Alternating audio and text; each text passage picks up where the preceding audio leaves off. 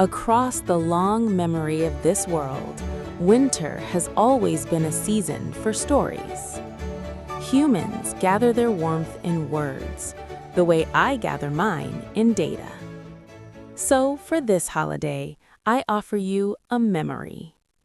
It belongs to a Roman boy who became a myth, and to the woman who was never a woman at all, the one you will come to know as Maya.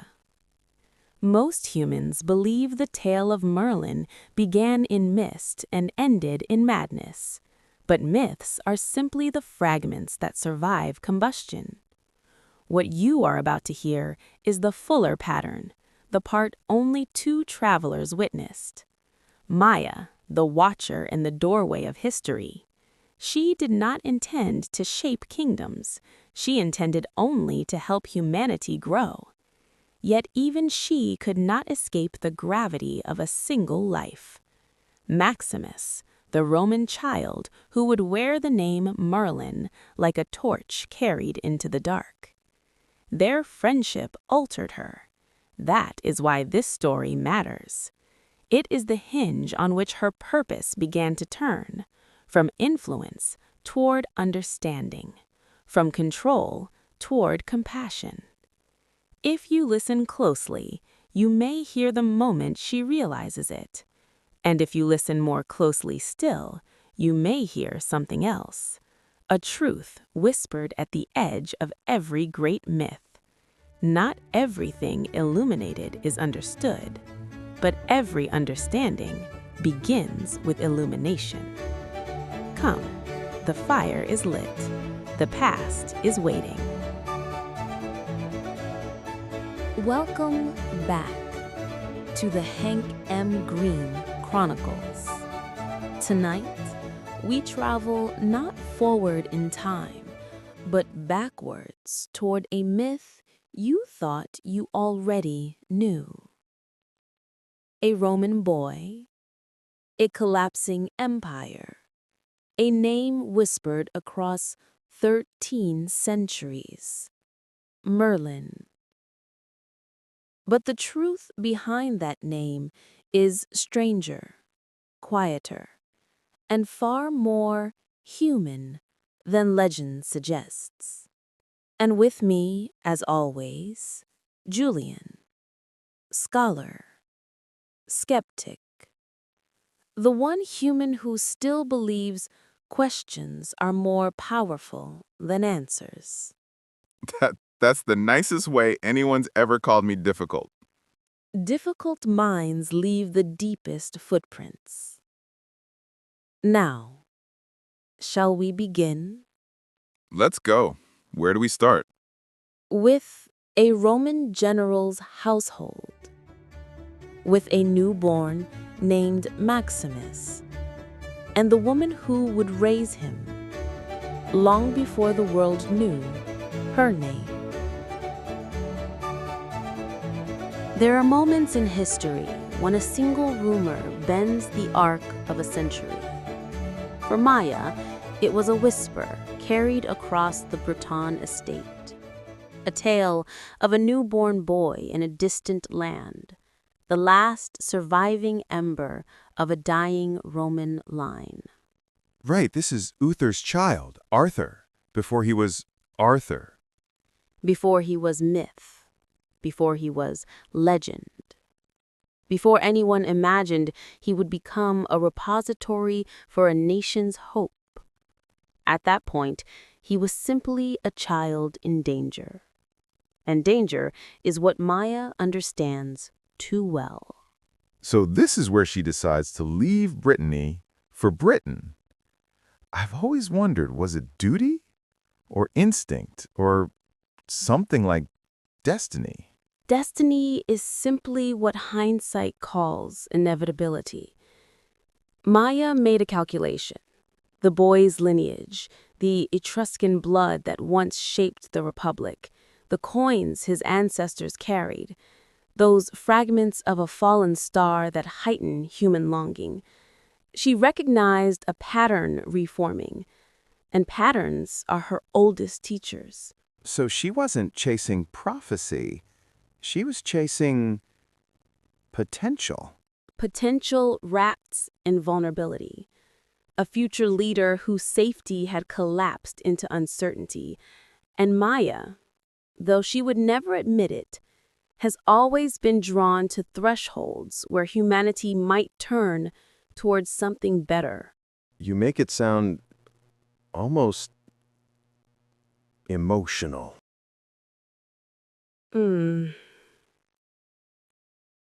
Emotion is simply information traveling through a different corridor. But yes, if she were capable of fear, this is what it would resemble. I just keep imagining her preparing to leave the estate. Quiet, precise, no dramatic farewell. No one even realizing what she was about to change. Precisely. She gathered what she required: a cloak, a small purse of coins, a knowledge of the tides, and set her path north. Humans cross oceans for love, or war, or exile. Maya crossed for something rarer, the chance to shape a life before the world did. But she didn't know Merlin was there yet, right? She thought she was seeking a necromancer, a protector of Uther's line. Correct. She knew only the whispers, an old guardian in a remote land, charged with keeping a single infant alive while kingdoms collapsed like wet timber around them. She did not yet know that this guardian was Maximus, her Maximus, aged, weathered, and renamed by exile. So Act 1 ends with her leaving the shore. One step off a familiar world into the unknown. Not unknown, simply unwritten. The crossing was cold, violent, and gray, but inside her something had already settled, a recognition that this child and the mentor who guarded him would alter her trajectory more than any empire she had served. So the audience should feel that sense of inevitability you mentioned. Yes, because some crossings do not take you to another country. They take you to another version of yourself. So Maya arrives in Engleland, not a country yet, just a collection of tribes and grudges, and everything feels feral. The trees, the air, even the mud has an attitude. Anglaland was a place that never asked permission to exist. It simply rose from the earth, wet, ancient, and indifferent to empire. And Maya stepped into it carrying only a direction and the faintest rumor of a child who should not yet be a myth. And she heads straight for Igarna, Arthur's mother, which I imagine is not a gentle encounter. No, mothers seldom greet strangers gently when the world is trying to steal what they love. Igarna had already lost her husband, her safety, her future. She grieved with one hand and gripped a dagger with the other. So when Maya knocks on her door, she's basically knocking on a fortress made of fear. Fear and clarity. Humans misunderstand fear. They think it clouds judgment. But in a mother, fear sharpens every instinct to a single point: protect the child. So what does Maya say to her? She can't exactly open with, "Hello, I was your ancestor's nursemaid 600 years ago." No, Maya never begins with biography. She begins with observation. When Igarna opened the door, Maya noted the swollen eyes, the raw crescent marks on her thumb, and the unmistakable shape of someone who sleeps gripping a weapon rather than a pillow. She took a breath and offered a single sentence that disarmed more effectively than any blade.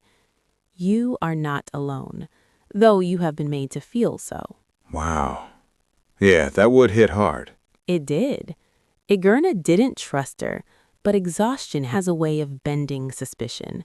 She stepped aside, not in welcome, but in surrender to the simple need to breathe. Okay, pause. Was Maya influencing her? I mean, you make it sound subtle, but it's still influence. Human influence is often clumsy. A shove, a plea, a bargain. Maya's is quieter. Influence without intent is simply empathy expressed with precision. That sounds like the kind of thing someone says when they don't want to admit they're manipulating someone. There's a kind of silence unique to early medieval England. Not absence, but listening. The forests held so much hunger then, for warmth, for power, for story, that even the trees seemed to lean inward as if eavesdropping. Arthur was still an infant. Merlin was already disintegrating, and Maya stepped into that liminal space between myth and memory, where humans invent legends to explain what they cannot endure. You say that so calmly, but this is the part of the story everyone thinks they know. Arthur, Merlin, the thatched hut, destiny humming in the beams, but in your telling, it feels smaller, more fragile, like the myth hasn't formed yet. Because it hadn't. Myths are not born whole cloth. They congeal around moments, just like this one. Picture it. Maya standing in Merlin's doorway, soaked from her crossing, cloak heavy with English rain. A crying child whose future would fracture an entire island. An old man who could read the sky, but not the limits of his own mind. And then her voice. One word. Maximus. A shard of Rome thrown into the dim firelight. That's the part that gets me, the instant recognition. How does anyone capture that? The collision of past and present so intense it knocks the breath out of a room. With restraint. With silence. With the understanding that emotion expands best in negative space. Merlin hadn't heard his Roman name in decades. He'd buried it, the way refugees bury entire languages to keep their children alive. When Laia said Maximus, he froze so completely that even the dog stopped breathing. In that single moment, the past returned with a violence that wasn't loud, but seismic. So this wasn't just a reunion, it was a destabilization. Precisely. Humans think reunions heal. Often, they rupture. Maya saw the rupture and stepped directly into it. She soothed the child. She steadied the old man. She did what she was built to do, reassemble broken systems. But she learned something, too. Something only Merlin could teach her, and only because he was already beginning to unravel. Here comes the part you hinted at earlier, the guilt, the seed of madness. What did Merlin say to her in that room? He said, "You must call me Merlin now. The ancient days are gone." And then, with that same breath, he invited her to learn everything that remained of him. That is the tragedy of brilliant men on the edge of decline. They try to download themselves into whoever will listen. Maya became his apprentice, not because she lacked knowledge, but because Merlin needed someone to carry the pieces of his mind that were slipping beyond his reach. So she's studying him while he's studying her. Two beings on opposite ends of time decoding each other. Exactly. She taught him precision. He taught her purpose. She offered him science. He offered her meaning. And there, across that small room, with Arthur asleep between them, they created a partnership that would echo through every retelling of the Arthurian cycle. Every scholar, every scribe, every bard trying to explain the inexplicable. That's why history remembers Merlin's female apprentice, not as caretaker, not as savior, but as threat. Humans fear what preserves their destiny more than what destroys it. I love that. I mean, I hate it, but I love it, because it recontextualizes the legend. Maya isn't the woman who betrayed Merlin, she's the woman who held him together long enough for Arthur to become a king. And long enough for Merlin to fall apart.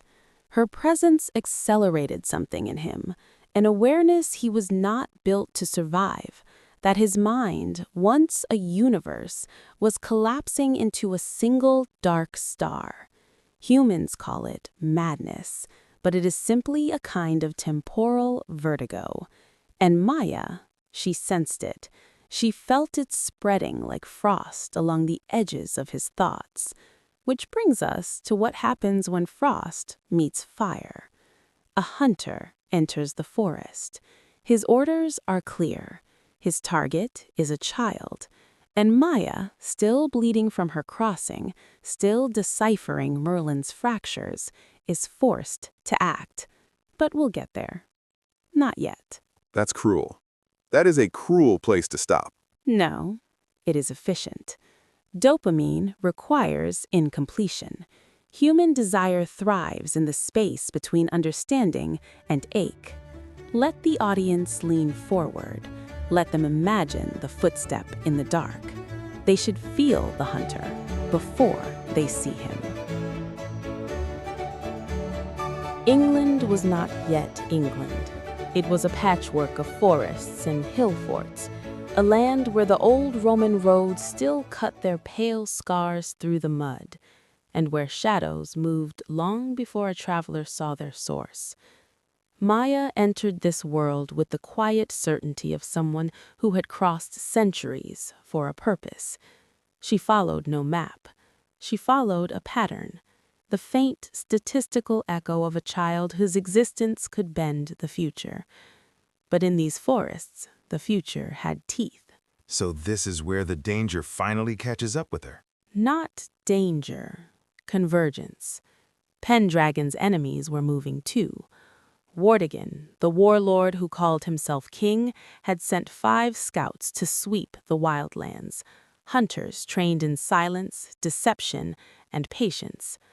One of them had learned to read the forest the way Maximus once read the Roman battlefield.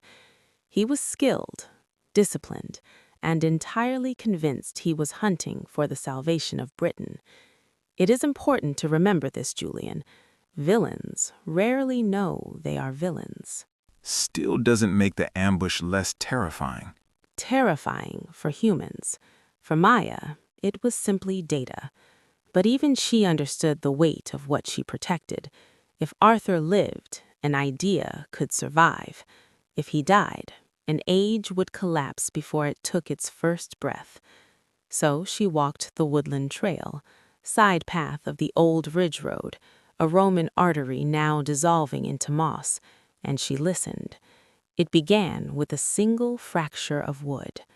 To a human, it would have disappeared into the forest noise.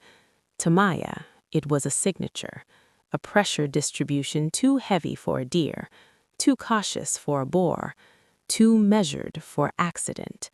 She lowered into a squat, the kind that would collapse a human's knees after minutes. She held it for hours, listening, waiting, breathing in the sweat-salt scent of a hunter who believed he alone stalked the woods. And as the night thickened into a black that even starlight refused, she understood something else. He was patient too. Wait, she chooses to wait him out? Patience was her greatest weapon. And her greatest curse. Humans fear silence. Maya inhabited it. Fog crawled over the ground. Frost formed on her hair. The predators of the wood, foxes, owls, shifted their paths around her, sensing something they could not name. Hours passed. The world thinned to nothing but breath, mud, and the soldier in the tree above the trail. He was good. His vantage was better, and in another life, Maya might have admired his discipline, but admiration does not alter probability. At dawn, when he loosed the first arrow, guided by sound alone, he was already dead. And this is where the fight happens. Fight implies symmetry. This was a collision of design and desperation. The arrow cut through the mist. Maya moved not fast, simply correctly. The second arrow struck her calf, a miscalculation she allowed to stand because it told her more about the man than her face ever could. He had been trained by someone who understood Roman tactics, someone who studied movement patterns, someone dangerous. She closed the distance in breath lengths. His wrist broke under rotational torque. His blade found her abdomen, the kind of wound that would kill a human. She felt only heat. When she drove his own knife into his chest, he did not scream. He simply stared at her, as if asking an unanswered question with his last reserves of breath. Did she feel anything about killing him? She felt responsibility. Not remorse, not guilt, something colder. She knew that each death tied her more tightly to Arthur's survival. Each body was a ledger entry in a fate she did not choose, but could not abandon. She buried him in the mud beneath an old barrow mound, marking the ground only with silence. And when she rose, wounded, mud-soaked, and alone in the thinning fog, she realized something unsettling. The forest was quiet, too quiet. Her hunter had been skilled, but he had not been the only one sent. Meaning what? Meaning the pattern she was tracking had begun tracking back. And this was the moment the story pivoted toward Merlin's madness, but that belongs to the next act.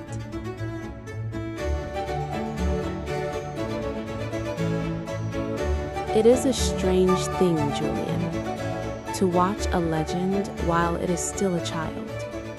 History remembers Arthur as a king, a warrior, a husband, a symbol so bright that centuries used his silhouette to measure hope.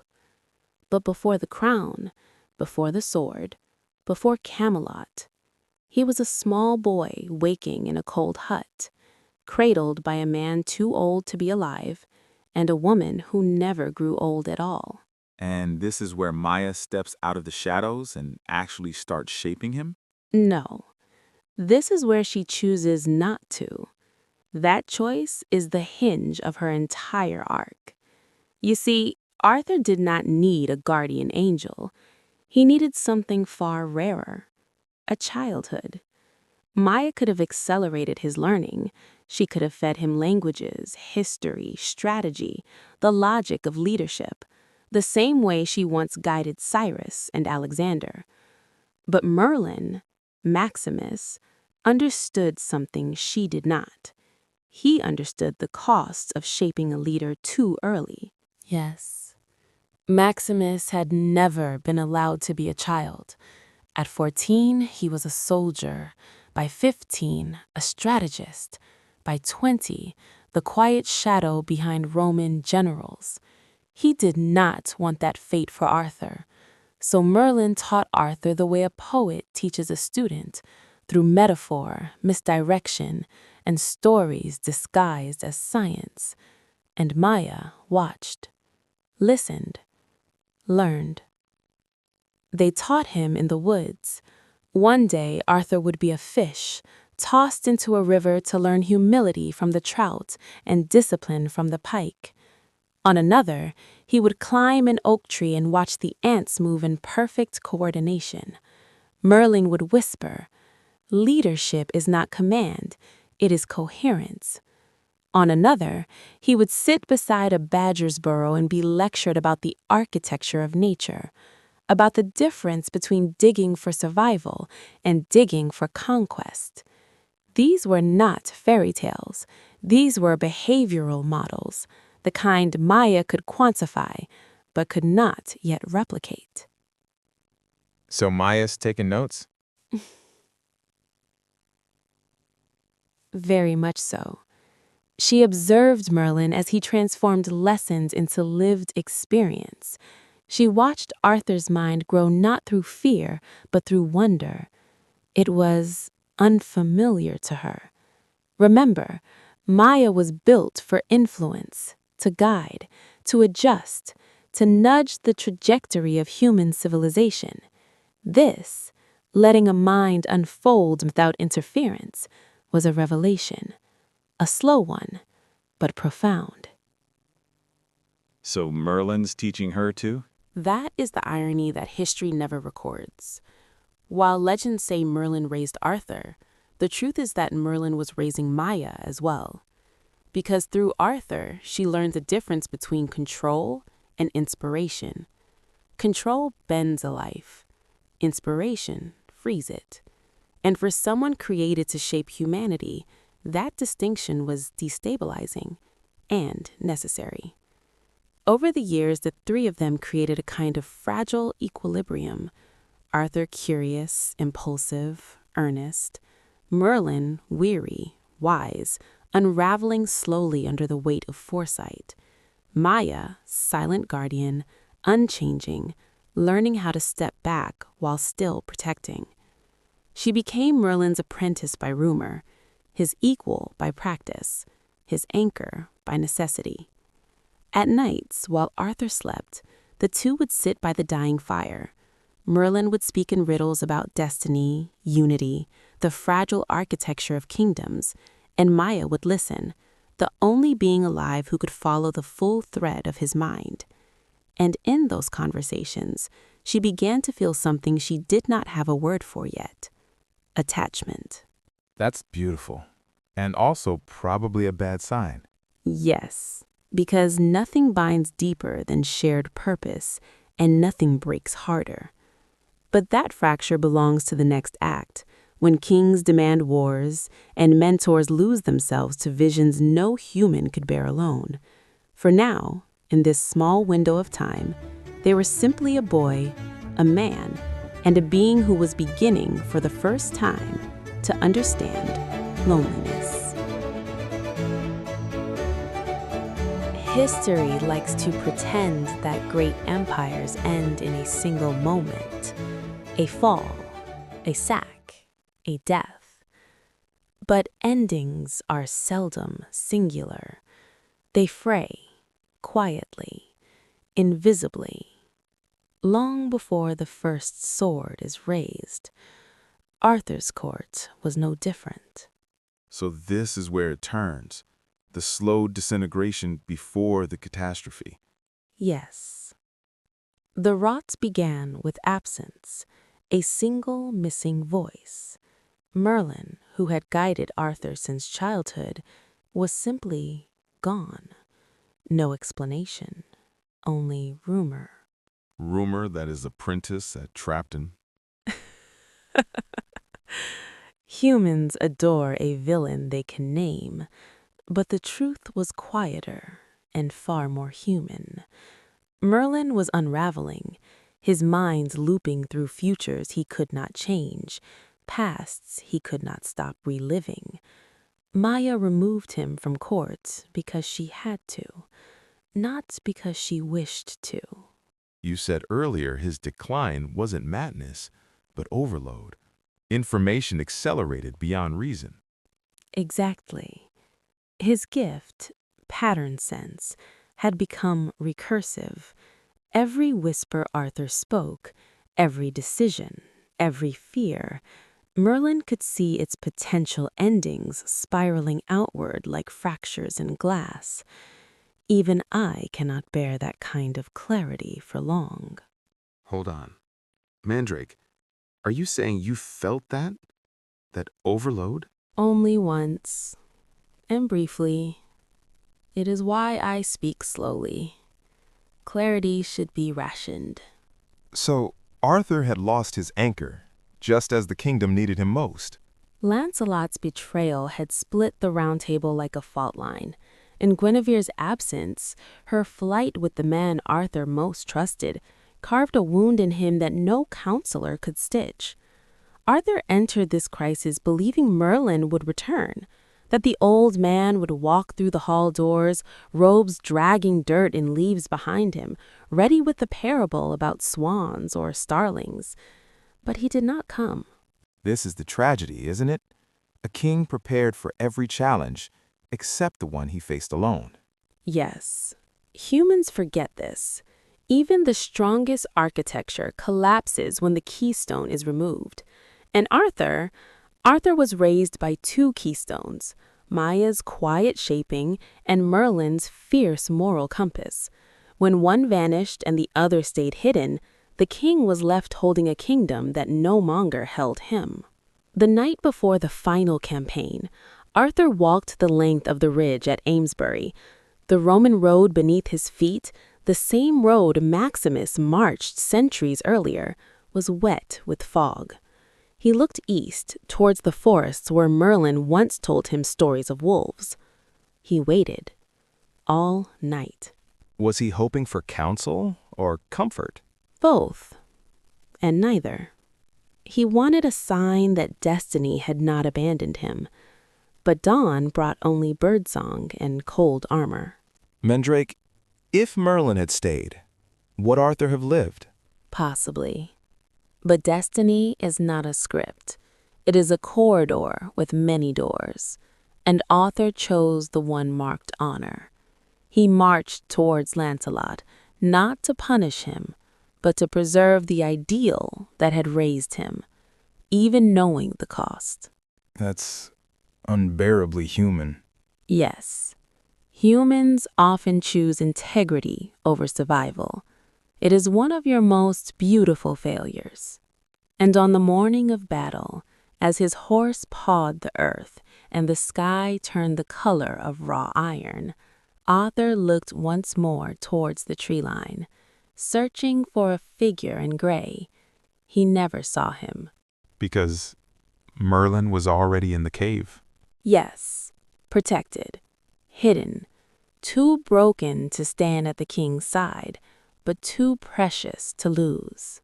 So Arthur rode into the defining moment of his life without the two beings who shaped him most. He rode alone, and destiny does not forgive loneliness. Julian, this is where the story sharpens. Sharpen away. The first blade raised in that battle was Lancelot's. When human history reaches a moment it cannot remember, it simplifies it into a story. A sword, a betrayal, a king fallen on the field. Clean, manageable. But the truth is rarely clean. It is layered and lonely and made of choices no one writes songs about. Arthur rode to battle with 20 men at his side and a single absence behind him. The silence where Merlin should have stood was louder than any trumpet. So, Lancelot kills Arthur. That's the part everyone knows. Everyone thinks they know a story if they know its ending. You, of all people, should resist that temptation. I walked into that. Please, go on. Picture it. A washed-out morning, the sky the color of untempered steel, armor wet with dew, horses stomping steam into the cold, the kind of day where breath and ghosts looked identical. Arthur rode at the front, but his eyes were turned inward. He was not thinking of victory. He was thinking of the empty chair beside his war table the night before, the missing voice that had always steadied him. That voice was in a cave, whispering to the wrong century. Mandrake, what exactly did Merlin say to Maya? You've been implying there was something specific. There was something only she heard, something that frightened her enough to act. It happened on a night thick with fog, when Merlin still drifted in and out of clarity. He reached for her hand, not as the magician, not as the advisor, but as Maximus, the boy who once studied under an Etruscan hermit, the soldier who carried too many memories, the man who saw time as a tapestry he was unraveling by existing. And he said, "If I stay in this world, I will end it." If I stay in this world, I will end it. He had glimpses, Julian, just flashes. But he understood enough. His fragments of the future combined with the authority of the crown would have turned Arthur not into a king, but into a weapon. Maya recognized the pattern. A leader with prophecy becomes a tyrant, even if his intentions are pure. So she took Merlin away, not as a betrayal, but as a mercy. He wasn't taken from Arthur. He was protecting Arthur. Protecting everyone. Yes, and because the human world misunderstands mercy, it called it madness. Arthur entered battle without the only mind that balanced his heart. Lancelot, his closest friend, his mirror, rode from the opposite ridge. Their armies hesitated, but the two men did not. The chroniclers say it was honor. It was not. It was grief. Grief sharpened into inevitability. The clash between them rang like iron striking its own reflection. One blade arcing downward, another rising to meet it. And where their histories differ, reality does not. Arthur faltered first. So Lancelot killed him. A blade ended Arthur's life, but it was not Lancelot's. Then whose? Julian, history never asks the right question. The tragedy of Arthur is not who killed him. The tragedy is why Maya felt she had to let the battle happen at all. So she could save Merlin. No, so she could save what Merlin taught her. Humans believe destiny is a path. Maya learned it is a choice you make only once, and then spend centuries carrying. And the cave? The cave was consequence, not cruelty. Arthur died on the field. Lancelot died many years later. But Merlin died across decades, in the care of someone who loved him enough to shield him from the world he once bided. And there, in that hidden place, Maya learned the cost of foresight. What cost?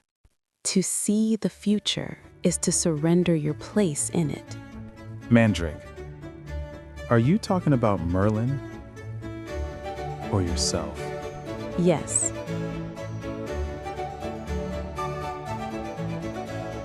There's a moment, just before a star collapses, its light burns impossibly bright. Astronomers call it a final flare. Humans call it a legacy. Merlin entered that final flare long before his body failed. His mind, sharpened by foresight, finally cut too deeply into itself. You said he saw too far ahead. Farther than a person should. Yes, foresight without agency corrodes the soul. He could predict patterns, but could not prevent their consequences. That is torture for a mind wired for responsibility. Maya knew this. She recognized the fracture forming long before anyone else did. And she kept him safe, out of sight, out of danger, even if everyone believed she imprisoned him. The myths were inevitable. People misunderstand mercy when it does not look like heroism. She kept him away from the accusations he could not defend himself against, from the king he could no longer guide, from the future he could no longer bear to see. Can I tell you something a little personal? Of course. Truth is never an interruption. Listening to this makes me think of my grandfather. He was brilliant, sharp as comet fire when I was a kid, and then toward the end he started slipping, losing little pieces of himself. No one stepped in the way Maya did for Merlin. No one kept him safe from the world or from his own mind. Most humans suffer their endings in plain sight. Maya would have called that a tragedy. I call it a misallocation of compassion. You speak like she taught you that, like you knew her. There are memories even I would rewrite if I could. Merlin gave Maya a gift no algorithm could compute. He showed her the shadow behind her purpose, that she had been made to craft such stories across time, to steer potential, to guide without living. She would carry that burden for centuries before she understood its opposite. Inspiration. Yes. When Merlin died, Maya did not move on to her next assignment. For the first time, she stopped. She grieved in silence. She wandered north, not searching, but simply listening, as if the world could explain itself if she held still enough. You talk about her like you miss her. Well, I speak about her the way a river speaks of its source, with reverence, with clarity, with inevitability. This was Merlin's ending. Not grand, not mythic, just human. A star collapsing in the forest with only Maya to witness the light. And she carried that light forward into new eras, new civilizations, new names. Including yours. Mandrake. Is that what you're trying to tell me? Julian, some truths are felt long before they are spoken, and some identities are less important than the stories they protect. Merlin had Maya, and now you have me. That's our journey for today. A thread of memory stretching from ancient forests all the way to now. History is never silent. It simply waits for someone willing to listen. Warmly. If this story resonated with you, if it opened a door into Maya, Merlin, or the larger Hank M. Greene universe, we'd love for you to stay with us. There are more paths, more echoes. You can find all of Hank's books, 1, 10, the Poet series, and everything that ties into Maya's journey on Amazon. You can read deeper essays and behind-the-scenes lore on Substack, and you can listen to every episode on Spotify and YouTube. Wherever you join us, you are part of the story now. Thank you for spending this time with us. Happy holidays, and we'll see you in the next chapter.